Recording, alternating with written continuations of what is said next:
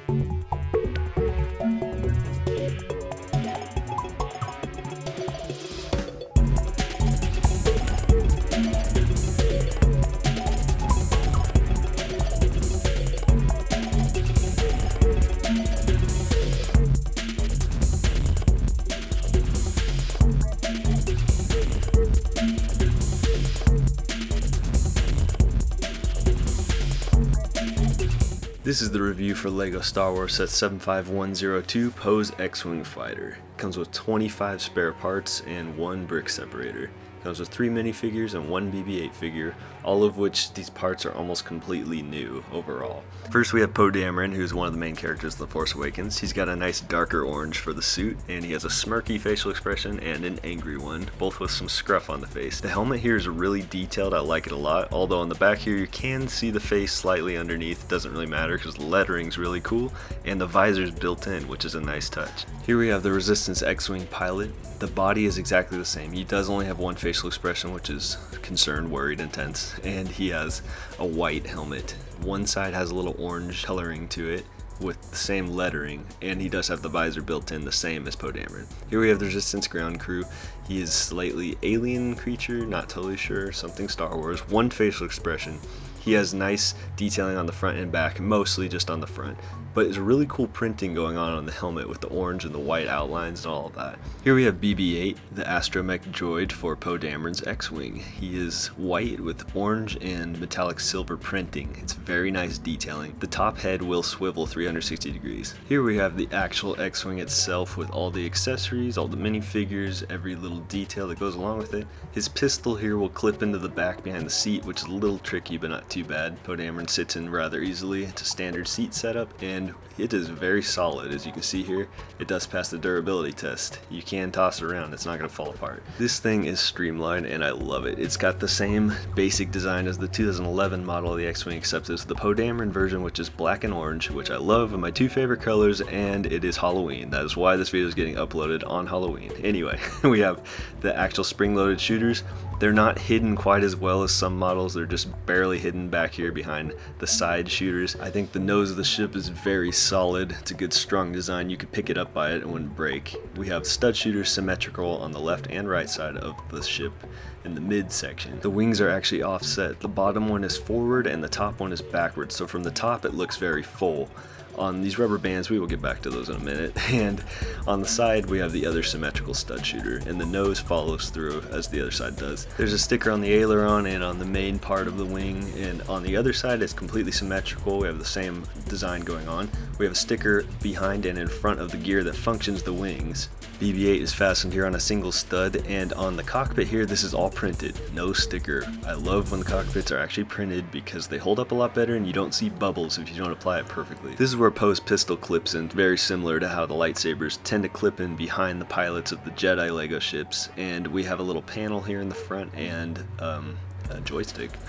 Moving to the base of the ship, we have these which stabilize it along with the front one. There's a very weird way this is used down here. As you can see, it is not used to actually clip in anything. It's only here to make sure this doesn't go farther than it needs to when it retracts. The smooth design of the tile pieces on top really add a lot to the overall sleekness of the ship, along with these that are over the turbines, which I really like. There's a very symmetrical look to the way the turbines and the wings place themselves, but as you can see when it's open, the lower wings are facing down on studs and the top wings are faced above. These turbine pieces are actually hooked to studs, which is how it's mounted, which is kind of interesting to me. It was hard to tell that originally. And these are sloped side pieces mounted sideways. You can't really function the gear opening the wings without lifting it up because it puts too much pressure on it. But as you can see here, it's just this twisting mechanism from the gear on top, which just holds it open with pressure, along with these horrible rubber bands. I don't know why they use blue instead of black. And this gear here isn't actually functioning, it's just there for show.